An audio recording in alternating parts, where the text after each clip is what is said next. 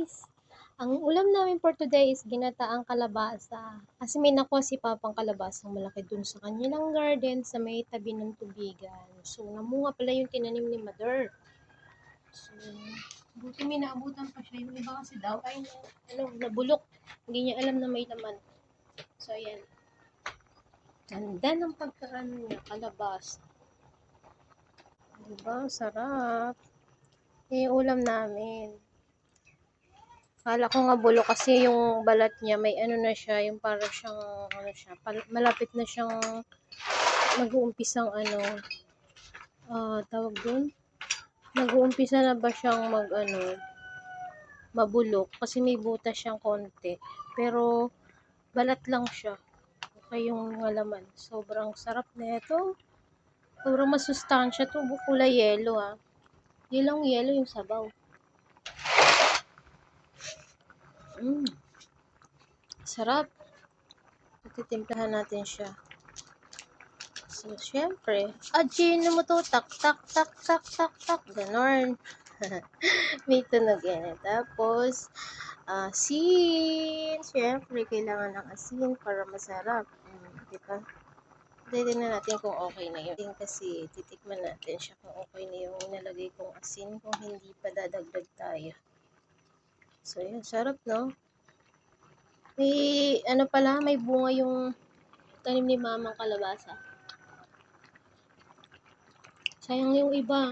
May nakita pa siyang iba na bulok lang. So, ayan, lalagay na natin. Hugasan ko na yan, guys, Yan. Alam niyo ba yan? Nagpapasarap dyan. Ang lumbay. Lagi na lang ba nalulumbay? Basta, ayan. Namitas din ako dyan. Puro sariwa yung aming gulay ngayon kasi nakikita lang dyan sa tabi-tabi. Yan, ito. Dito lang yan sa tabi namin ko nakuha. Kaya yan ay masarap. Yan, ginataang kalabasa, pangpalinaw ng mata. O, diba? Ang sarap niyon. Pure kalabasa. Ang ganda ng kulay niya. Sobrang nakakaganda-ganda talaga. Sana luminaw na yung mata ko. Tingnan natin kung okay. Yung iba magtigas pa. So, maya-maya ng konti. At 2 bahay yung sasandukan natin. Pagkasya pa, hanggang kanananay alis pa. Diba? Sarap. Tingnan natin. Yummy. Ang sarap guys. Pagsariwa yung gulay. Nakaka-amaze. Hanggang gitsin pa.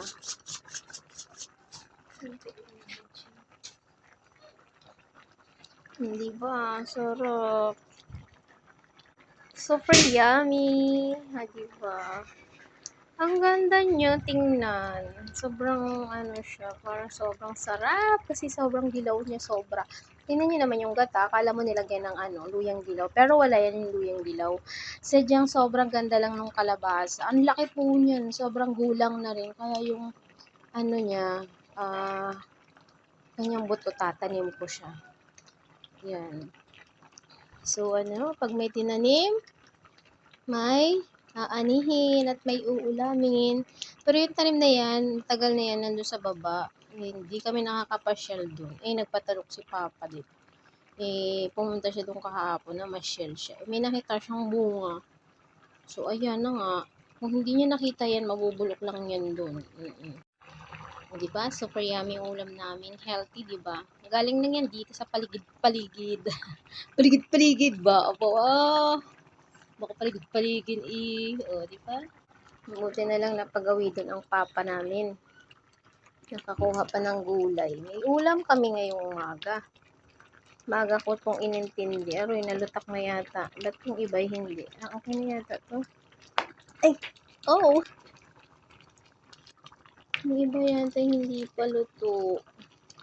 Ba't yung iba parang nalutak? Hindi sila pareho ng luto. Ayan. So, yung iba hindi pa siya luto. Pero yung iba sobrang lambot na. Yung iba hilaw pa. Ba yan? Sila pareho. Konting ano pa. Konting luto-luto pa. Iyan mo naman luto. Hindi pa nga luto. Yung iba ko matigas pa. Yun, katulad niya. Ito siya masyado. Pero yung iba sobrang lambot. Eh, masarap to kay, kay Bibi, Hyper. Sundukan natin sila. Ito na siguro. Ito na siguro yan. Tikman natin.